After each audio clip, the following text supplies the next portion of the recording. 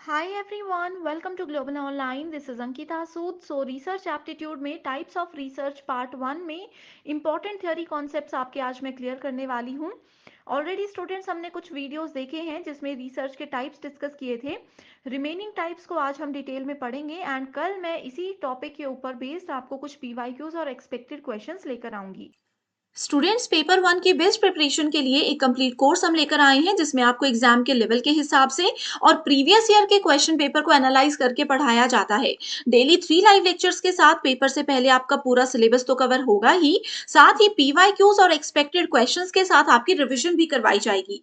एक सबसे खास बात यह है कि इस कोर्स में हम आपको एक स्पेशल व्हाट्सएप ग्रुप में ऐड करेंगे जिसमें हर क्लास के बाद उसकी पीडीएफ आपको मिल जाएगी, जिससे आपकी तैयारी और आसान हो जाती है। साथ ही आपके कोई भी डाउट्स हैं तो आप अपने टीचर्स के साथ यहाँ पर डिस्कस कर सकते हो। अपडेटेड मॉक टेस्ट है जिसमें से as it is questions exam में आते हैं। एंड इसके लिए न्यू बैच जो स्टार्ट हो रहा है, लिमिटेड पीरियड के लिए ऑफर लेकर आई हूँ, जिसको ज्वाइन करने के लिए इन नंबर्स पर आप व्हाट्सएप के थ्रू कांटेक्ट कर लीजिए।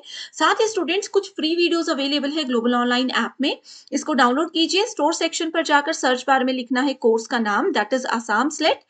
जैसे ही आप कंटेंट पर जाओगे आप देखोगे कंप्लीट कोर्स अवेलेबल है, लाइव क्लासेस आपको मिलेंगी, फुल सिलेबस मॉक टेस्ट के साथ साथ यूनिट वाइज प्रैक्टिस सेट भी आपको मिलते हैं जो कि बहुत ही ज्यादा हेल्पफुल है। वैसे तो रिसर्च में अनुसंधान के 12 ऐसे प्रकार हैं जो कि जरूर एग्जाम में आते हैं, लेकिन आज इस पार्ट 1 वीडियो में हम ये सिर्फ 4 प्रकार को डिस्कस करेंगे। और अगर आपके ये प्रकार क्लियर हो जाते हैं तो ही आगे के इंपॉर्टेंट टाइप्स आप आसानी से समझ पाओगे। तो सबसे पहले देखेंगे फंडामेंटल रिसर्च यानी कि मौलिक अनुसंधान। इसके दो नाम और होते हैं, इसको आप बेसिक रिसर्च या फिर प्योर रिसर्च यानी कि शुद्ध शोध के नाम से भी जान सकते हो। अब कभी भी एक एस्पिरेंट या कोई भी एक पर्सन अपना नॉलेज बढ़ाने के लिए रिसर्च करते हैं या अपना नॉलेज बढ़ाने के लिए कोई बुक पढ़ रहे होते हैं, उसको हम हमेशा मौलिक अनुसंधान में कंसिडर करते हैं। एक एग्जाम्पल लेते हैं, मान लीजिए आपने कोई बुक पढ़ी जो कि आपके नेट सेट एग्जाम से रिलेटेड नहीं है। आपने ये बुक पढ़ी सिर्फ और सिर्फ अपना नॉलेज बढ़ाने के लिए। आपको पता है कि ये नॉलेज आपका हो सकता है रियल लाइफ में कहीं भी आगे इस्तेमाल ना हो, कोई पेपर में नहीं आने वाला। आपने ये नॉलेज आगे किसी को नहीं देना है, बट सिर्फ आप अपनी सेटिस्फेक्शन के लिए जो रिसर्च करते हो या जो नॉलेज गेन करते हो उसको हम मौलिक अनुसंधान में कंसिडर करते हैं। ओके। अब जैसे गूगल पे जाकर बहुत लोग क्या करते हैं, गूगल मैप में अलग अलग कंट्रीज देखेंगे कि किस कंट्री का कितना एरिया है, किस कंट्री की कौन सी सिटी किस एरिया में होती है। इस तरीके से चीजें गूगल मैप में जाकर सब लोगों ने देखी होंगी। तो वो क्या है, आपको उस कंट्री में नहीं जाना, उस कंट्री की किसी पर्टिकुलर सिटी में भी नहीं जाना, बट फिर भी आप गूगल मैप में उसको देख रहे हो। That is called fundamental research. हो सकता है वो नॉलेज आपके काम आए, लेकिन इस पॉइंट पर आपको श्योरिटी नहीं है कि उस चीज को आप कहाँ इस्तेमाल करने वाले हो। ओके, सो आई होप इस एग्जाम्पल से आपको बिल्कुल चीजें क्लियर समझ आ गई हैं। अगला है अप्लाइड रिसर्च, जिसको कि व्यवहारिक शोध का नाम दिया गया है। अब इसका नाम ही बता रहा है कि अप्लाई करना है। जो भी ज्ञान हमने फंडामेंटल यानी कि मौलिक अनुसंधान के दौरान इकट्ठा किया था, अब समय है उसको व्यवहार में लेकर आने का।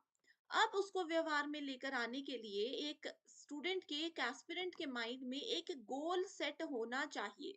आपको पता होना चाहिए कि आपके माइंड में क्या स्पेसिफिक गोल है और कैसे अपने पुराने नॉलेज को उस जगह पर अप्लाई करके उस गोल को आपने अचीव करना है, अपने लक्ष्य को आपने अचीव करना है।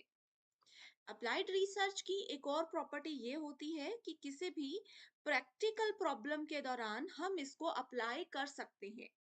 ओके। एंड ये नेचर में क्या होता है, डिस्क्रिप्टिव होता है, यानी कि वर्णनात्मक होता है। अप्लाइड रिसर्च हमें बताता है कि फंडामेंटल रिसर्च के दौरान आपने जो भी नॉलेज कलेक्ट किया है उसको, उसका वर्णन करो और फिर उसको कैसे अप्लाई करना है उसका पूरा प्लान करो। ये हमें व्यवहारिक शोध बताता है। ओके। सो ये दोनों रिसर्च एक दूसरे से हमेशा जुड़े हुए होते हैं।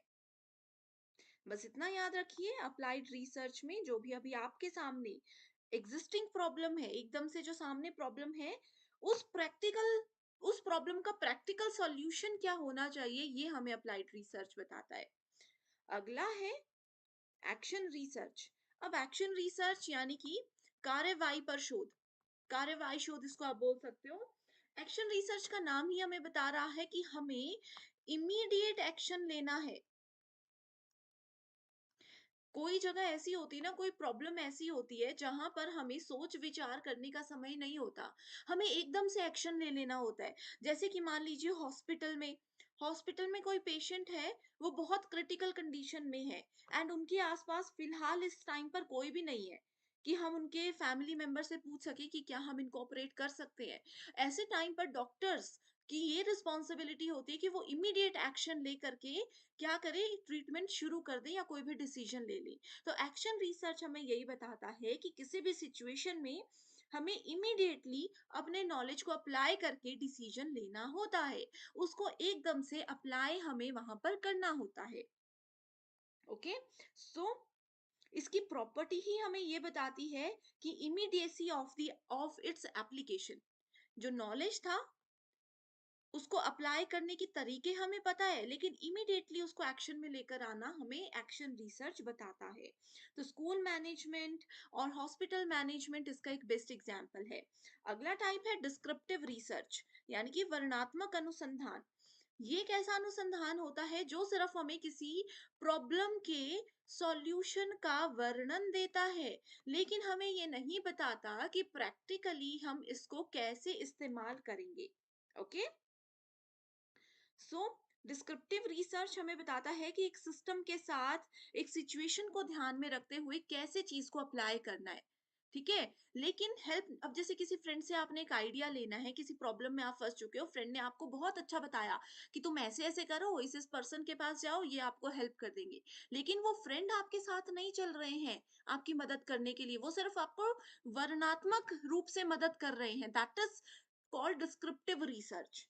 ओके, सो ये 4 टाइप्स हैं जो हमने आज देखे हैं। इसके अलावा एग्जाम में कुछ नहीं आएगा, ये बेसिक कॉन्सेप्ट्स हैं एंड इन्हीं 4 types are related 5 important MCQs already मैं ग्लोबल ऑनलाइन ऐप में डाउन अपलोड कर चुकी हूँ, आप उसको जरूर जाकर देख सकते हो। रिमेनिंग पार्ट्स जो हैं, रिमेनिंग टाइप्स है रिसर्च के, उनको हम so thank you so much everyone for watching this video and I wish you all the very best.